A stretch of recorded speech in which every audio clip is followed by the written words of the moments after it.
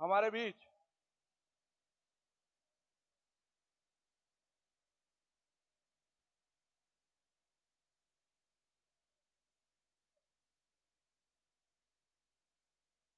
हमारे बीच राष्ट्रीय महामंत्री अभिजात मिश्रा जी उपस्थित हैं और युवा मोर्चा के लिए दो मंत्र रहते हैं, मैं नहीं हम और जहां कम वहां हम। એવા युवा मोर्चा ने मार्गदर्शित करवा माटे राष्ट्रीय महामंत्री अभिजीत मिश्रा को मैं आह्वान करता हूं कि युवा मोर्चा का मार्गदर्शित करें।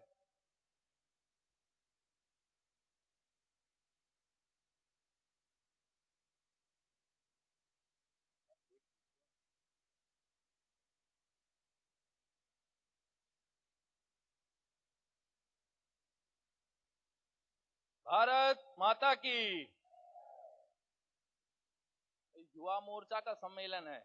अभी जिस प्रकार से उत्साह आपका दिख रहा था उसी प्रकार से उत्साह दिखता रहना चाहिए। 2019 पास में ही है और इतना ठंडा होकर के बैठेंगे तो कैसे चलेगा। तो जो तौर है दुनिया का, जो तौर है दुनिया का, उसी तौर से बोलो। बबर शेरों का इलाका है, जरा जोर से बोलो। भारत माता की, भारत माता की। वंदे वंदे। मंच पर आसीन हमारे यशस्वी प्रदेश अध्यक्ष जी श्रीमान जीतू भाई, माननीय नायब मुख्यमंत्री जी श्रीमान नितिन भाई जी पटेल, माननीय राष्ट्रीय मंत्री माननीय संगठन महामंत्री जी भीखू भाई जी, माननीय मंत्री श्री केसी भाई पटेल जी, माननीय मंत्री श्री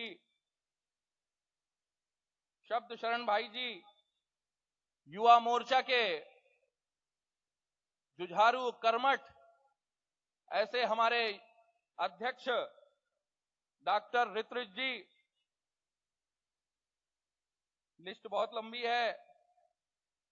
मैं सभी लोगों को मंच से सम्मानित करता हूं क्योंकि समय बहुत कम है, तो उसी के बीच में आपसे बाकी यहां पर गुजरात प्रांत के आए हुए हर मंडल के, जिला के, प्रदेश के सभी कार्यकर्ताओं को, सभी क्रांतिकारी भाइयों को मैं यहां से इस मंच के माध्यम से आप सभी को नमन करता हूं, आप सभी का अभिवादन करता हूं।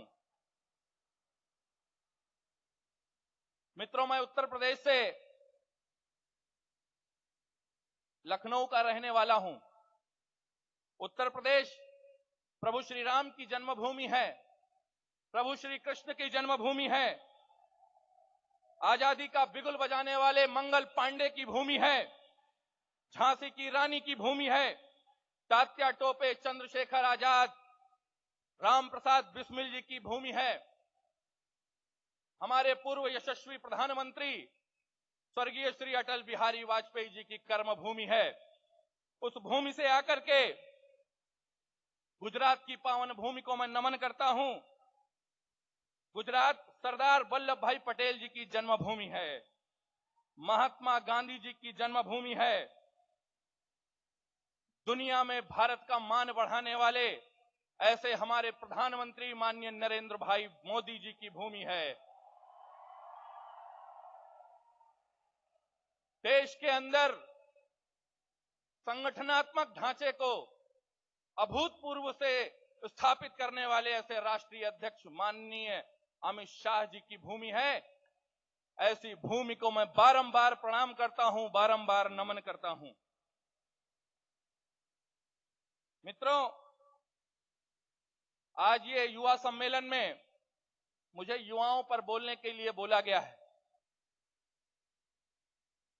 युवाओं के लिए बोलने के लिए अगर बोलना पड़े तो युवाओं की तरुणाई को या उनको जगाना पड़े तो कहीं ना कहीं कुछ खलता है, लेकिन शक्ति जहां होती है कभी कभी उसे जगाना पड़ता है।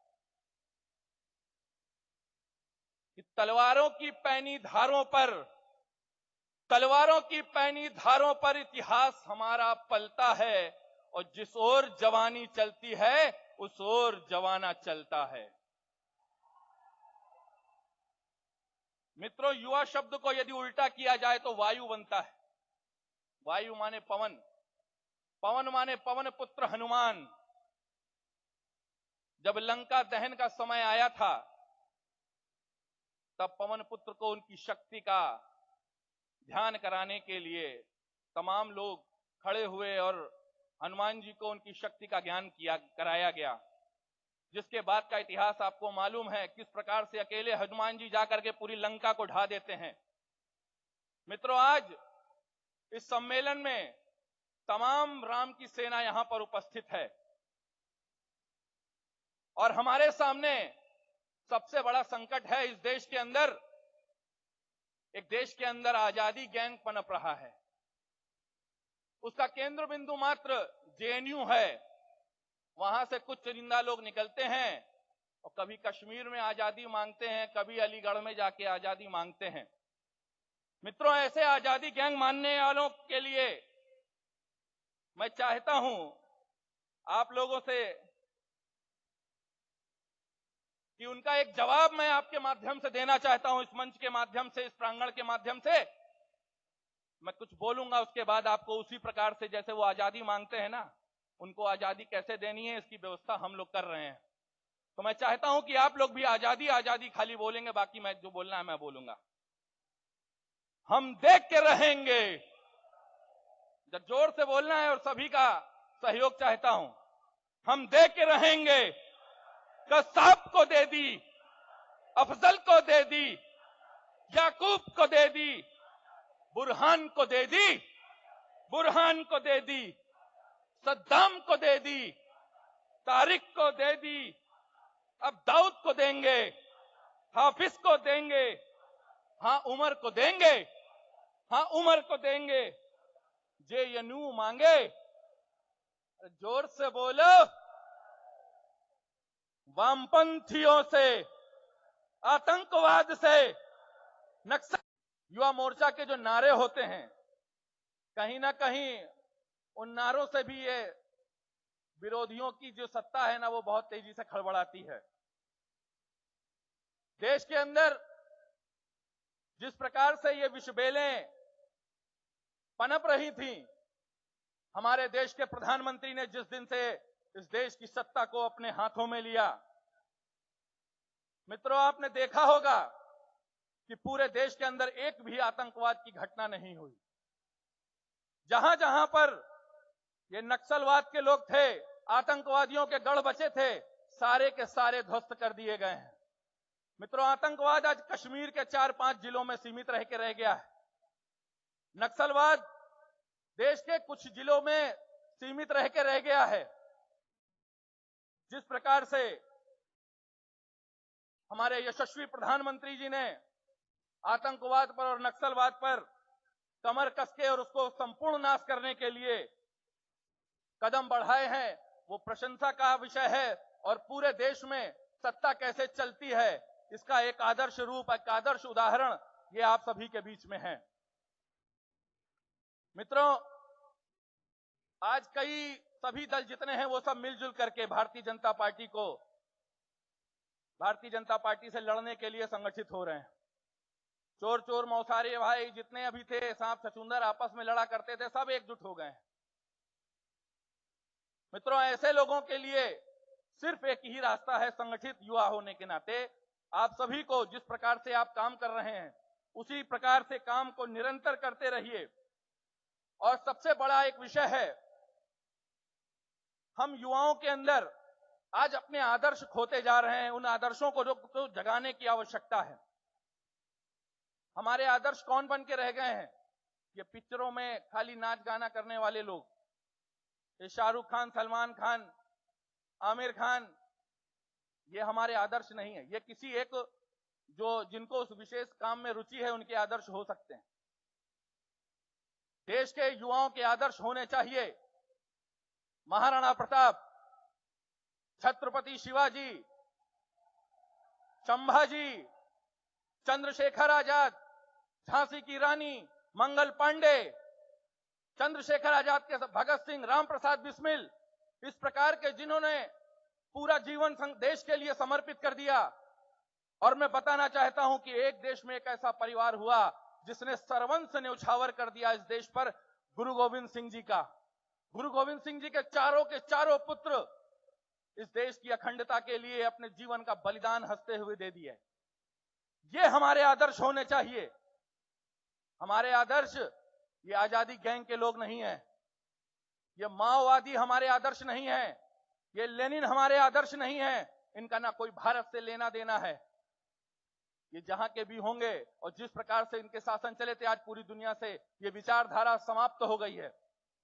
आज कुल मिलाकर के 2 देश बचे हैं इस विचारधारा पे चलने वाले, और दुर्भाग्य से इस देश के अंदर एक जेएनयू कैंपस है, वहां पर बचे हैं। मित्रों, संगठित होकर के आज एक संकल्प लेके सभी लोग जाएं कि ऐसी विचारधारा का मूल नाश करना है हम सभी लोगों को। मित्रों, भारतीय जनता पार्टी आज 11 करोड़ भारतवासियों की पार्टी है। यह दिन ऐसे ही यहां पर नहीं आया है। तमाम दधीची कार्यकर्ताओं ने अपने जीवन को हवन कर दिया। किसी जमाने में मात्र 2 सीटें हुआ करती थीं, और आप सोचिए आज 11 करोड़, दुनिया की सबसे बड़ी पार्टी बन के हम खड़े हुए हैं।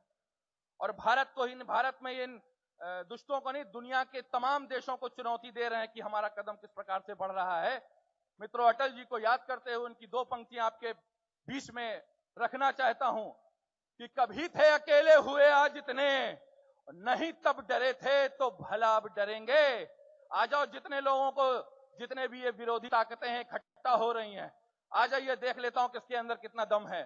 तो कभी थे अकेले हुए आज इतने, नहीं तब डरे थे तो भला अब डरेंगे। और विरोधों के सागर में चट्टान है हम, जो टकराएंगे मौत अपनी मरेंगे। लिया हाथ में ध्वज कभी ना झुकेगा, कदम बढ़ रहा है कभी ना रुकेगा। न सूरज के सम्मुख अंधेरा टिकेगा।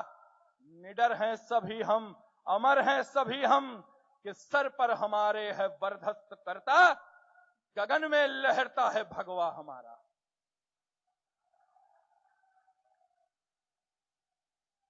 मित्रों, अपने देश में एक पोगो चैनल चलता है फ्री में।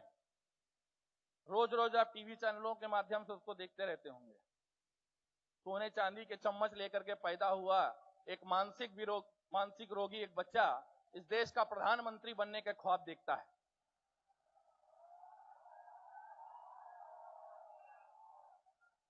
उसके लिए मैं कहना चाहूंगा कि ये कोहनी पे टिके हुए लोग ये बराबरी किससे कर रहे हैं? हमारे नरेंद्र भाई से, जिनको सम्मान देने के लिए किसी भी देश में जब वो जाते हैं तो वहां के सारे प्रोटोकॉल टूटते हैं। वहां का राष्ट्रपति हो चाहे प्रधानमंत्री हो, सारे प्रोटोकॉल तोड़ करके स्वागत के लिए दौड़ता हुआ आता है। उसकी बराबरी, उनसे बराबरी कौन कर रहा है? मानसिक रोगी। तो ये कोहनी पे टिके हुए लोग या सुविधा में बिके हुए लोग बरगद की बात करते हैं, गमले में उगे हुए लोग।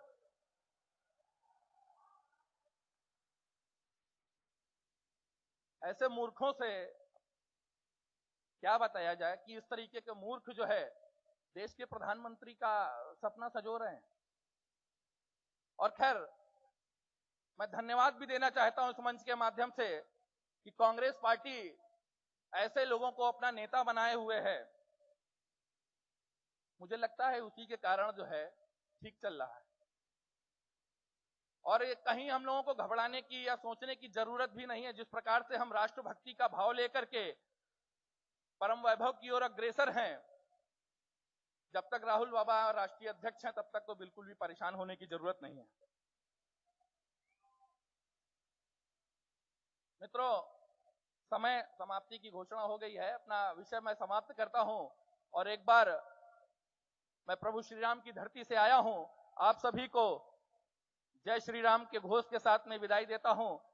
जय श्री राम, जय जय श्री राम, जय जय श्री राम।